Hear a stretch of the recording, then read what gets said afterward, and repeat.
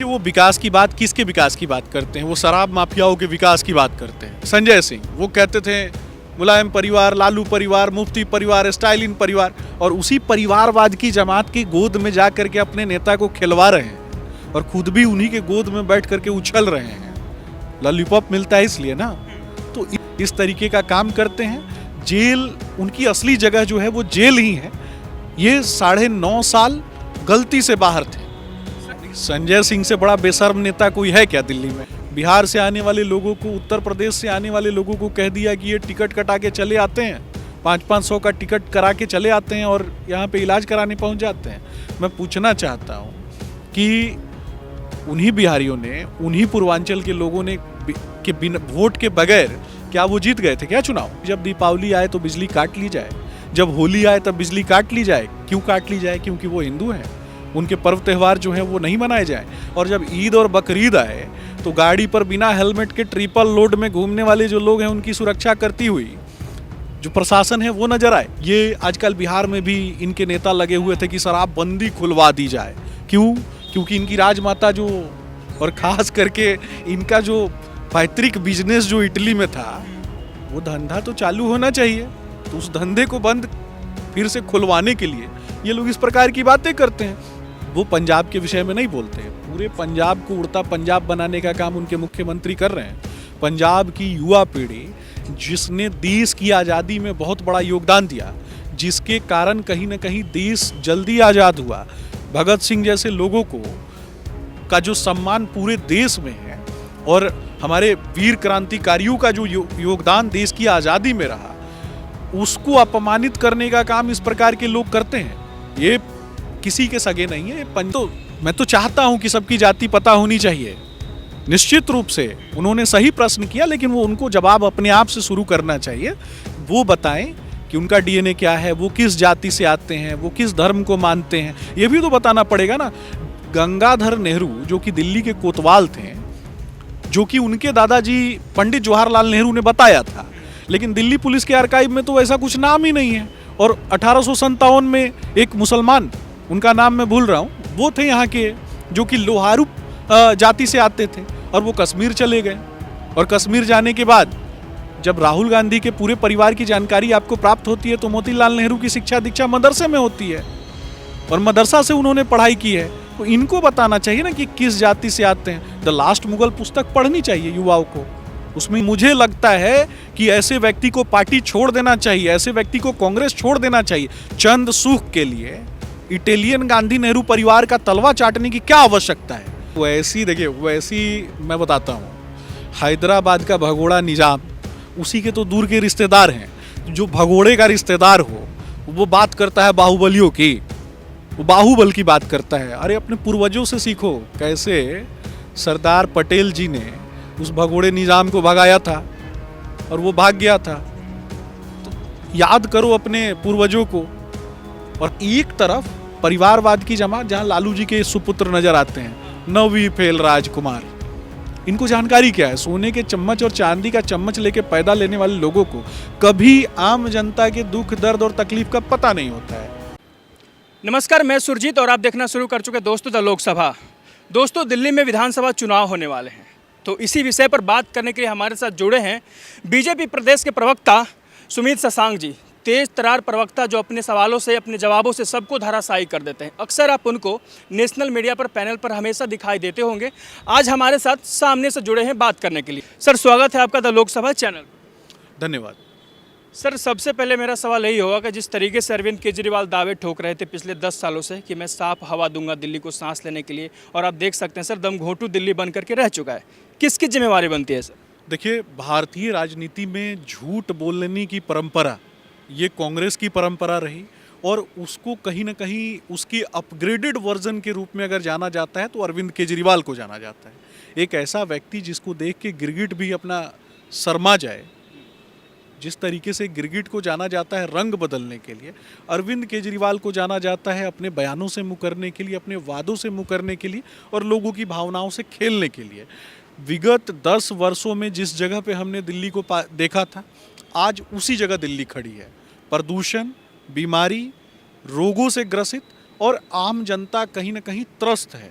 आज मेरा स्पष्ट रूप से मानना है कि देश भर के कोने कोने से आए हुए लोग, खास करके पूर्वांचल से आए हुए लोग दिल्ली में आते हैं, काम करते हैं। और दिल्ली पूरे देश की है।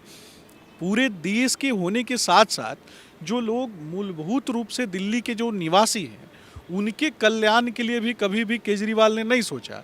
हमेशा जो बोला उसके विपरीत काम किया। आपने पूरे दिल्ली की जनता से मैं पूछना चाहता हूँ, देश का केंद्र है दिल्ली और दिल्ली का केंद्र है कनॉट पैलेस।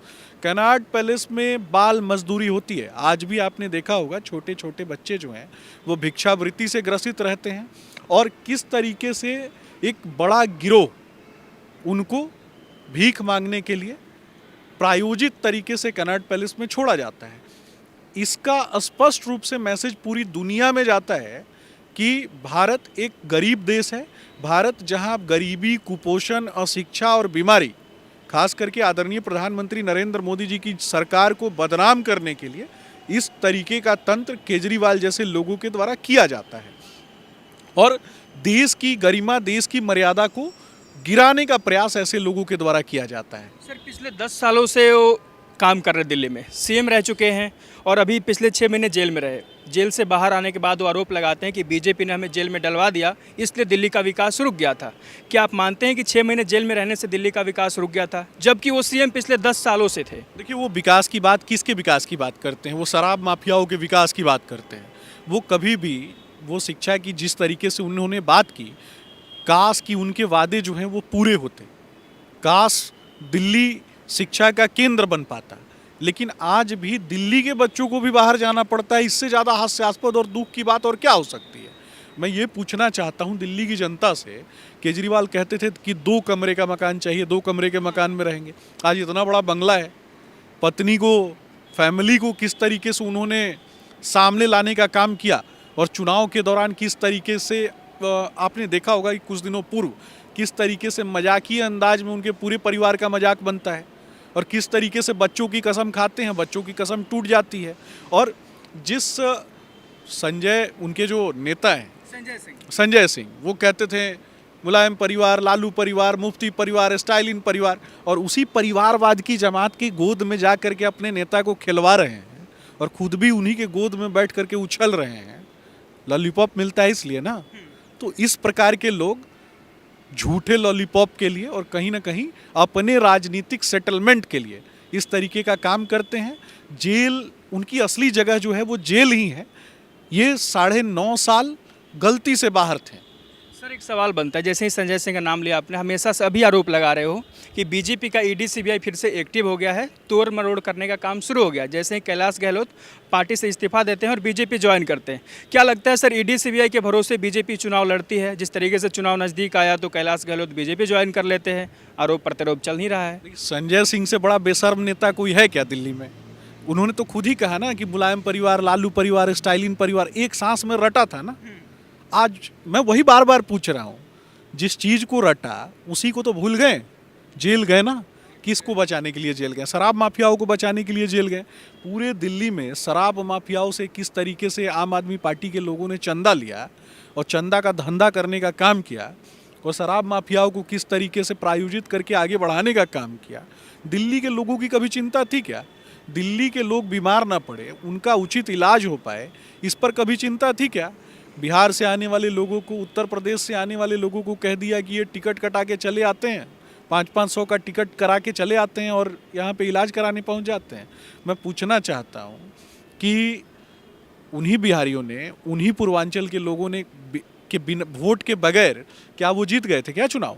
कहीं ना कहीं लोगों ने भरोसा तो किया था और उन लोगों के भरोसे को ठगने का काम, झूठ बोलने का काम, उनको कहीं ना कहीं अपमानित कराने का काम अगर किसी ने किया तो ऐसे व्यक्ति ने किया। सर आप पूर्वांचल की बात कर रहे थे, मुझे एक और सवाल दिमाग में आता है। अभी मैं दिल्ली इलेक्शन में कवर कर रहा था, जैसे दिवाली निकला तो उस पर पटाखे बैन कर दिए गए थे। अभी छठ निकला भी, उसमें यमुना गंदी थी।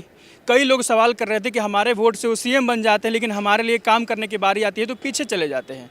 एक तरीके से हिंदू मुस्लिम वाली बात कर रहे थे कि हमारे टाइम पर पटाखे बैन, यमुना गंदा और उनके लिए सब कुछ फ्री, सब माफ, सड़कें साफ हो जाती है। तो ये भी एंगल चलता है सर दिल्ली में? देखिए, दिल्ली में ही नहीं, पूरे देश में 2014 के पहले यही एंगल चलता था। लेकिन जहाँ भी भारतीय जनता पार्टी की सरकार बनी, आप देखेंगे कि वहाँ होली, दीपावली, छठ पूजा जो है वो किस तरीके से लोग हर्षोल्लास में मनाते हैं। खास करके उत्तर प्रदेश की बात करूँगा। लेकिन मैं पूछना चाहता हूँ कि जब दीपावली आए तो बिजली काट ली जाए, जब होली आए तब बिजली काट ली जाए। क्यों काट ली जाए? क्योंकि वो हिंदू हैं, उनके पर्व त्यौहार जो हैं वो नहीं मनाए जाएं। और जब ईद और बकरीद आए तो गाड़ी पर बिना हेलमेट के ट्रिपल लोड में घूमने वाले जो लोग हैं उनकी सुरक्षा करती हुई जो प्रशासन है वो नजर आए। तो ये भी तो देखने की बात है। सड़क जाम करके कौन सी नमाज अदा की जाती है भैया? घर में भी तो नमाज अदा की जा सकती है। सभी धर्मों का सम्मान भारतीय जनता पार्टी सिखाती है, लेकिन हिंदुओं का अपमान क्यों? इस बात पे मैं बार बार पूछता हूँ। देश में गुलाम, खिलजी, तुगलक, सैयद, लोदी, मुगल, अफगान आक्रमण हुए ना, उनकी गोद में ब्रिटिश ईस्ट इंडिया कंपनी का आक्रमण हुआ, और उनकी गोद में इन दोनों का जो आगे का शब्द मैं नहीं कहूँगा, आप समझ सकते हैं, इन दोनों की गोद में एक पार्टी का जन्म होता है, कांग्रेस पार्टी का। और जिसके युवराज कौन है? इटालियन गांधी नेहरू परिवार के युवराज। ये आजकल बिहार में भी इनके नेता लगे हुए थे कि शराबबंदी खुलवा दी जाए। क्यों? क्योंकि इनकी राजमाता जो, और ख़ास करके इनका जो पैतृक बिजनेस जो इटली में था, वो धंधा तो चालू होना चाहिए। तो उस धंधे को बंद फिर से खुलवाने के लिए ये लोग इस प्रकार की बातें करते हैं। मैं पूछना चाहता हूँ, दिल्ली की जनता को बताना चाहता हूँ कि मुंबई में आक्रमण होता है, कसाब जैसा आतंकी पकड़ा जाता है, उस कसाब को बचाने के लिए सोनिया गांधी के सलाहकार क्यों चले जाते हैं? इस पर भी तो जवाब देना पड़ेगा ना। ये भी मैं पूछना चाहता हूँ कि कश्मीर में जब आर्टिकल 370 हटा दिया गया, भारत के माथे का मुकुट है कश्मीर, उस कश्मीर में फिर से ये 370 लगाने की बात करते हैं। और कांग्रेस के नेता कहते हैं, उनका बयान है, आप गूगल पर सर्च कर सकते हैं, उन्होंने कहा कि 1-1 करोड़ रुपया प्रदान किया जाएगा वैसे लोगों को जो लोग आतंकी गतिविधियों में लिप्त थे। तो कश्मीर में आतंकी मानसिकता के लोगों को 1-1 करोड़ रुपया दिया जाएगा। दक्षिण भारत में इनके नेता कहते हैं कि थावर चंद गहलोत जो कि वहाँ के राज्यपाल हैं, उनको भागना पड़ जाएगा बांग्लादेश की प्रधानमंत्री की तरह। तो क्या ये असामाजिक शब्द नहीं है? क्या ये असामाजिक स्टेटमेंट नहीं है? इल्हान उमर कौन है जिसके साथ जाके राहुल गांधी फोटो खिंचाते हैं? इस पर भी तो उनको जवाब देना चाहिए ना। कैनेडियन बेस्ड आतंकवादी इनके समर्थन में खड़ा हुआ नजर आता है। इनको उससे ज़्यादा वैसे लोगों से कहीं ना कहीं समर्थन प्राप्त होता है। और आम आदमी पार्टी का तो फंडिंग भी चेक होना चाहिए कि कहाँ से इनको इतने पैसे आते हैं। एक आरोप लगाए हुए थे। सर, मैं फिर से दिल्ली पर आ रहा हूँ। अतीसी मरलेना अभी सीएम है, अभी फिर से वो बयान देती हैं कि दिल्ली से और हरियाणा से हमारे राज्य में, दिल्ली में पॉल्यूशन आ रहा है, जो कि डीजल गाड़ी से आ रहा है। और हमेशा आरोप लगाने का दौर चलता रहा है, जबकि एमपी का नाम ले रहे, जबकि पंजाब का नाम अब तक नहीं ले चुकी है। तो क्या फिर से बहाने वाली सरकार चल रही है? देखिए, इससे पहले वो पंजाब को गाली देती थी हमेशा।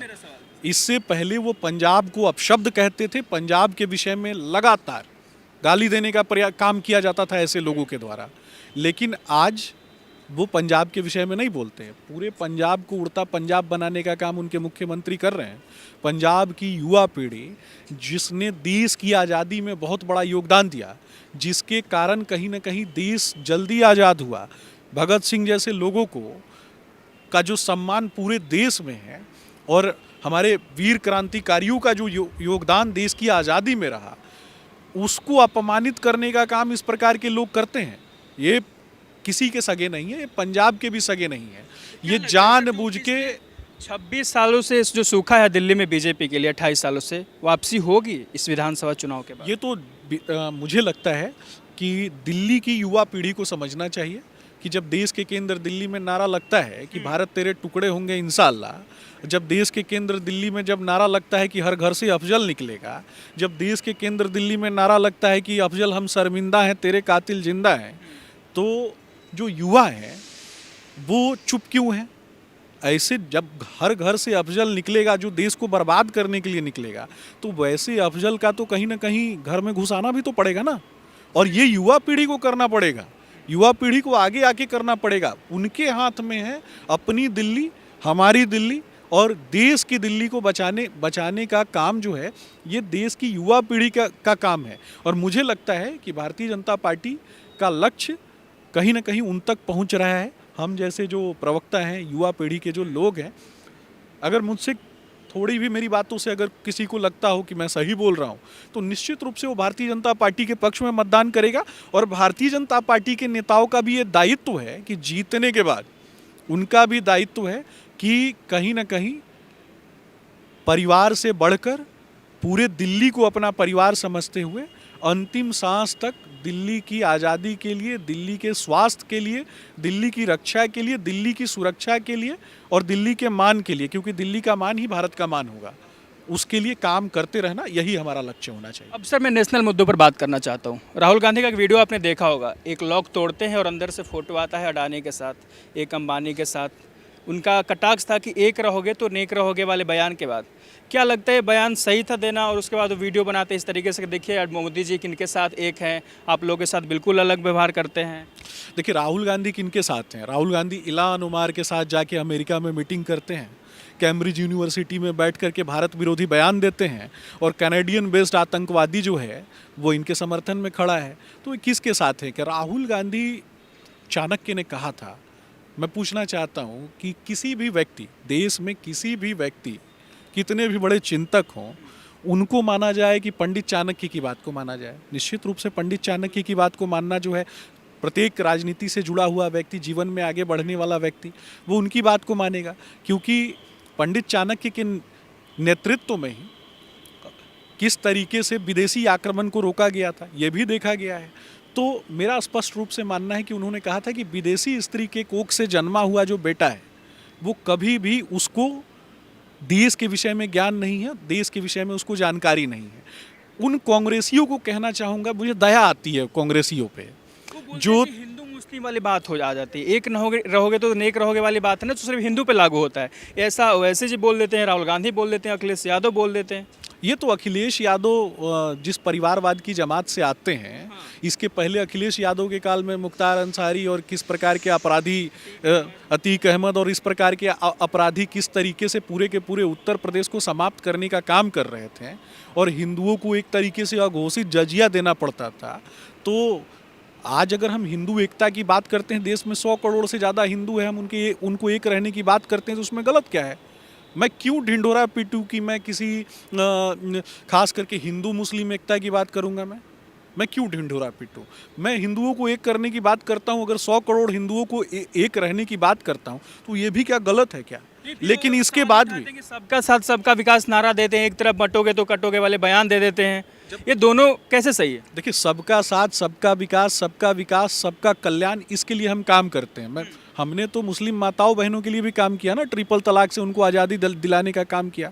मैं पूछना चाहता हूँ आपके चैनल के माध्यम से कि मुस्लिम माताओं बहनों से, मुस्लिम युवाओं से, कि जब हम आयुष्मान भारत योजना लेकर के आए, आयुष्मान भारत योजना के तहत क्या किसी परिवार को चिन्हित किया गया क्या कि ये मुसलमान है और इसका इलाज जो है वो नहीं कराया जाएगा? ऐसा कहीं चिन्हित किया गया? प्रत्येक मुस्लिम परिवार को भी आयुष्मान भारत का लाभ प्राप्त हुआ।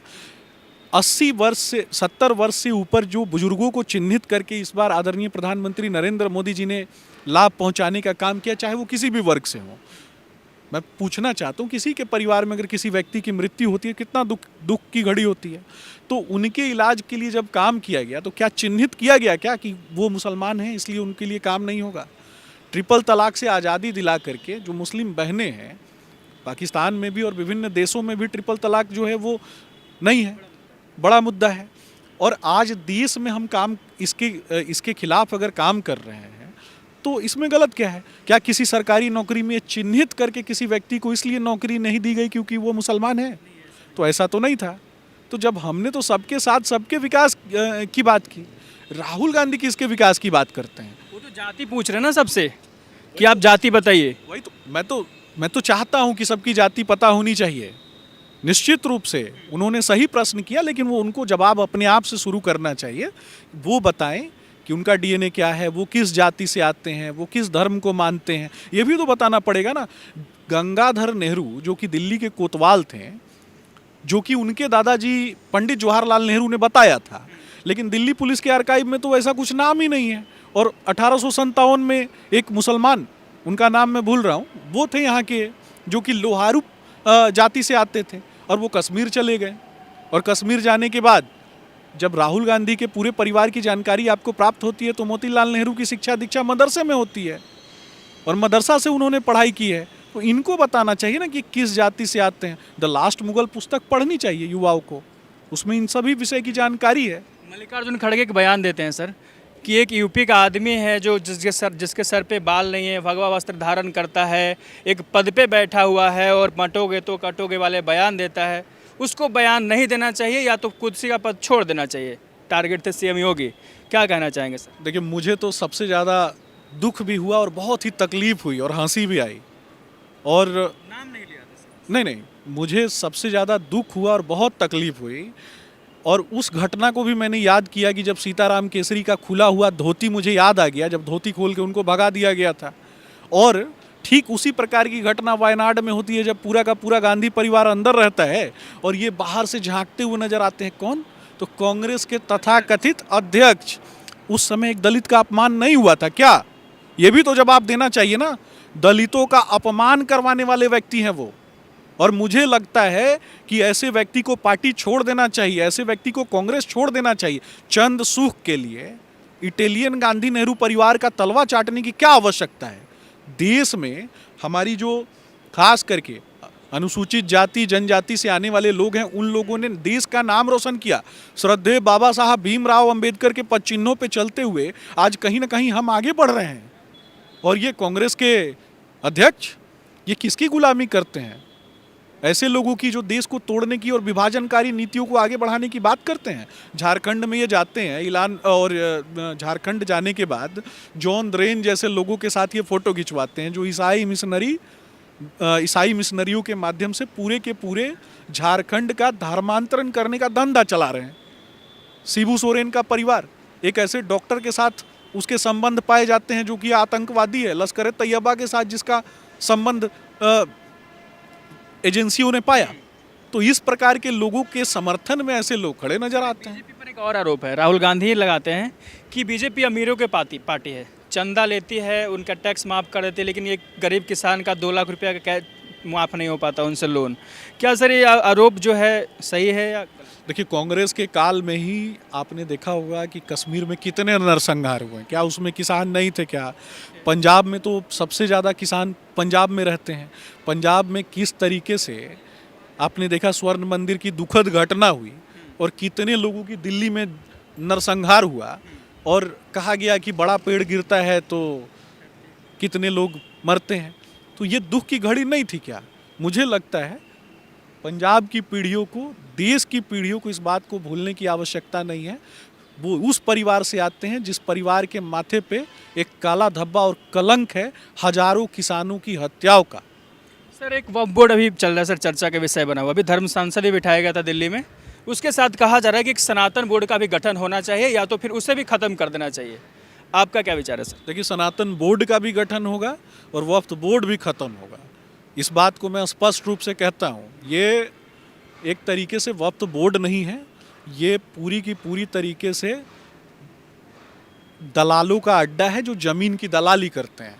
एक कहीं ना कहीं जा कर के ज़मीन पे कब्जा कर लेते हैं और ज़मीन की दलाली का अड्डा बना के रखें। खास करके हिंदुओं की ज़मीनों को कब्जा करना और ख़ास करके ये वैसे मुसलमानों की भी ज़मीनों को कब्जा करने का काम करते हैं जिस परिवार में कहीं ना कहीं मर्दों की संख्या कम है, यानी पुरुषों की संख्या कम है। तो उस परिवार में जहाँ पे औरतें हैं तो ये चिन्हित करके, खास करके इसमें जो मौलवी और इस प्रकार के जो लोग हैं, कुछ एक लोग, वो लोग जा कर के पता लगाते हैं कि किस परिवार में जो पुरुषों की संख्या नहीं है और उस परिवार में जा कर के जो जहाँ इनके खिलाफ लड़ने वाले लोग नहीं हैं, वहाँ पे जा कर के ये ज़मीन कब्जा करते हैं। और सबसे पहला इनका शिकार मुसलमान होते हैं और दूसरा शिकार इनका हिंदुओं की तरफ ये लड़ाई करते हैं। सनातन बोर्ड का गठन क्यों होना चाहिए? क्योंकि बाकी धर्म वाले बोलते कि हम तो अल्पसंख्यक हैं इसलिए हमें दिया गया था अधिकार के रूप में, लेकिन आपको क्यों चाहिए? क्योंकि देश में सबसे हम बहुसंख्यक हैं इसलिए चाहिए। देश में जिसकी संख्या है उसके हिसाब से पॉलिसी मेकिंग होनी चाहिए ना। कोई अल्पसंख्यक है तो उसके हिसाब से पॉलिसी मेकिंग हो जाएगी, लेकिन जो बहुसंख्यक है, आप मान लीजिए कि यहाँ पे सबसे ज़्यादा जहाँ हम खड़े हैं यहाँ अगर लाखों लोग खड़े हैं और यहाँ अगर 10% लोग जो हैं किसी अन्य धर्म से हैं और 90% लोग किसी अन्य धर्म से हैं, हिंदू धर्म से हैं, तो उनको पूजा करने के लिए अगर मंदिर चाहिए तो मंदिर का निर्माण होना चाहिए। बहुसंख्यक है इसलिए हमें चाहिए, क्योंकि वो अल्पसंख्यक है इसलिए उनको चाहिए, हम बहुसंख्यक हैं इसलिए हमको चाहिए। सर, ये आरोप है कि फिर से हिंदू मुस्लिम वाली बात हो जाएगी कि बीजेपी तो करते रहती है, हमेशा इसको इसी सब करना है, जैसे ज्ञानवापी हो, वक्फ बोर्ड हो या मथुरा हो। देखिए, जिसको जो सोच, वैसे जी आरोप लगा रहे थे, फिर से 15 मिनट का समय भी मांग रहे थे, मैं इसलिए पूछ रहा हूँ आपसे। अरे वैसी देखिए, वैसी मैं बताता हूँ, हैदराबाद का भगोड़ा निजाम उसी के तो दूर के रिश्तेदार हैं। जो भगोड़े का रिश्तेदार हो वो बात करता है बाहुबलियों की, वो बाहुबल की बात करता है। अरे अपने पूर्वजों से सीखो, कैसे सरदार पटेल जी ने उस भगोड़े निजाम को भगाया था और वो भाग गया था। तो याद करो अपने पूर्वजों को और हमारे पूर्वजों को, तो फिर इन चीज़ों पर भी कहीं ना कहीं सोचना चाहिए। और मैं हिंदू मुसलमान की बात नहीं करता, मैं देश की बात करता हूँ। धर्मों रक्षिता रक्षिता के भाव से ये देश चलता है।